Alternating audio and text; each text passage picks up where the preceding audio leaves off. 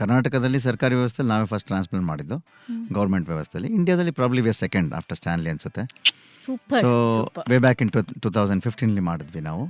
But ಕಾರಣಾಂತರಗಳಿಂದ ಅದು ಮುಂದೆ ಹೋಗ್ತಾ ಇರಲಿಲ್ಲ ಅಂತ ಏನು ಮಾಡಿದ್ವಿ, ಈಗ ಅದನ್ನು ಎಲ್ಲ ಟ್ರಾನ್ಸ್ಪ್ಲಾಂಟ್ ಬಂದ್ಬಿಟ್ಟು ನಮ್ಮಲ್ಲಿ ಬರೀ 10% of what we do. Gastroenterology ಅಂದರೆ ಮನುಷ್ಯನ ದೇಹದಲ್ಲಿ biggest speciality and most expensive. ಎಲ್ಲ ಹಾರ್ಟ್, ಲಂಗ್, ಕಿಡ್ನಿ ಎಲ್ಲದಕ್ಕಿಂತ ಎಕ್ಸ್ಪೆನ್ಸಿವ್ ಸ್ಪೆಷಾಲಿಟಿ ಅಂದರೆ ಗ್ಯಾಸ್ಟ್ರೋಎಂಟ್ರಾಲಜಿ.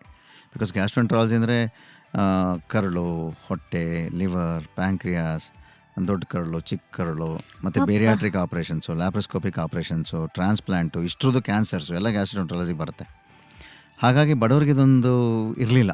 ನಾವು ಸೇರಿ ವಿ ಡಿಸೈಡೆಡ್ ದಟ್ ಇಂಡಿಯಾದಲ್ಲಿ ಬರೀ 4 ಕಡೆ ಇತ್ತು ಗ್ಯಾಸ್ಟ್ರೋಎಂಟ್ರಾಲಜಿ ಫುಲ್ ಫ್ಲೆಜ್ ಡಿಪಾರ್ಟ್ಮೆಂಟ್ಸ್. ಸೊ ನಾವೊಂದು ಏಮ್ಸು, SGPG ಲಕ್ನೋ, ಕೇರಳದಲ್ಲಿ ಒಂದು ಸೆಂಟ್ರು, ತಮಿಳ್ನಾಡಲ್ಲಿ ಒಂದು centre. So we started 5th